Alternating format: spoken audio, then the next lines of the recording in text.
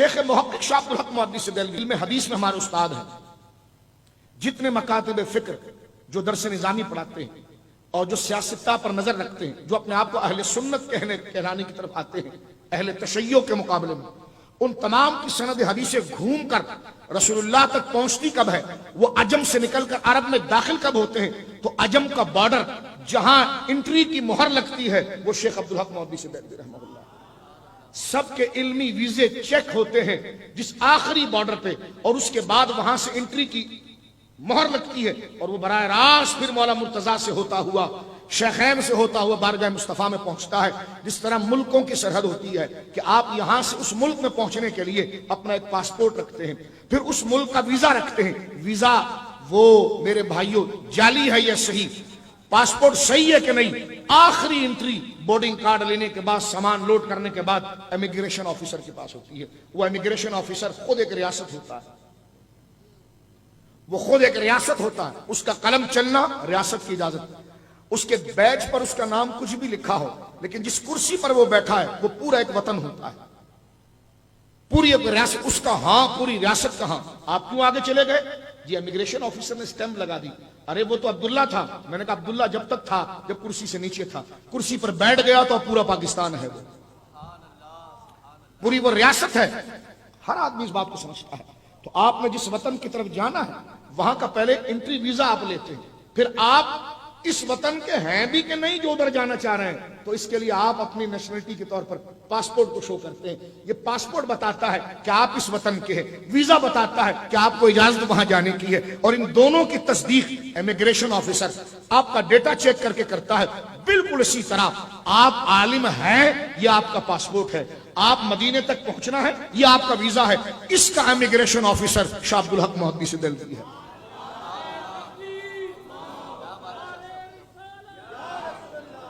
मेरे बुजुर्गों, मेरे दोस्तों, शेख मुहक्किक जब अजमेर मुअल्ला आए, शेख अब्दुल हक मुहद्दिस देलवी जो हुजूरी आलिम है, इल्म जाहिर का इमाम है, इल्म बातिन का इमाम है, आशिकों का इमाम है, ऐसा मुअद्दब इमाम है कि गौसे आजम की किताब फतहुल गैब शरीफ की फारसी में शरह लिखी आपने, ना शुरू में अपना नाम लिखा ना आखिरी में अपना नाम लिखा, फारसी में किताब लिखकर तलामिजा के हवाले की, कहा इसको आगे बढ़ाइए। उन्होंने कहा हुजूर किसको पता चलेगा, इसमें ना ऊपर आपका नाम है ना नीचे आपका नाम।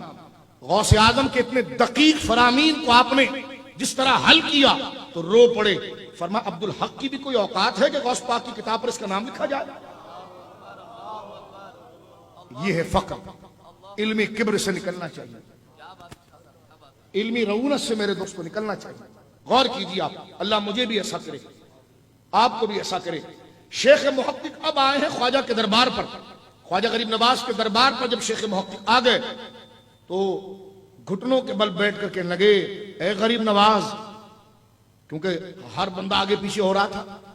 हिंदुस्तान का सबसे बड़ा आलिम आया है, हिंदुस्तान में जितनी दरसगाहें चल रही हैं सबके पीछे लाइट यहीं से आई है। ये बंदा खुद सरचश्मा इल्म है, ये खुद चश्मा है जिससे सारी खानकाहें इल्म की फैली। जब ये खुद आया तो घुटने के बल बैठकर मुहक्किक अल-इतलाक शेख अब्दुल हक मुहद्दिस देलवी आंसू बहाते हुए ख्वाजा की बारगाह में गोया हुए, हुजूर मैं अपना इल्म दरवाजे पर छोड़ आया हूं। समझा? इस हॉल के दरवाजे पर आ गए ना तो आपने अपना मर्तबा बाहर छोड़ देना है। आप सैयद साहब होंगे, आप सिद्दीकी होंगे, आप उस्मानी होंगे, आप बड़े आलिम होंगे, आप बड़े मुफ्ती होंगे, आप बड़े बुजुर्ग होंगे, बड़े ताजिर होंगे, मालदार होंगे, लेकिन वो दरवाजे के बाहर इस वक्त आप सब गरीब नवाज की बारगाह में मैं और मैं निकम्मा इसलिए ऊपर बिठाया गया कि ताकि सबको देखकर बात कर सकूं। इसमें मेरी कोई फजीलत नहीं, वल्लाह ना इसका खतरा हमारे दिल में है, हम इस लायक नहीं, बल्कि आप ये आदाब महफिल होते हैं जिसको मुझे भी मलहूज रखना है। ये लोग मेरे लिए नहीं आए, ये गरीब नवाज के लिए आए, और मैं अगर इनके लिए तकरीर करूं तो जिंदगी बर्बाद हो गई। ये जिनके लिए आए तो मैं भी उनकी तरफ चलूं तो खुदा इनको भी बख्श दे और मुझे भी बख्श दे। अब गौर कीजिए मेरे दोस्तों, शेख मुहक्किक के जुमले कितने कीमती थे। आप इरशाद फरमाते हैं, फरमाते गरीब नवाज मैंने अपना इल्म दरवाजे पर छोड़ आया और आपसे तो मैं अब इल्म लेने आया।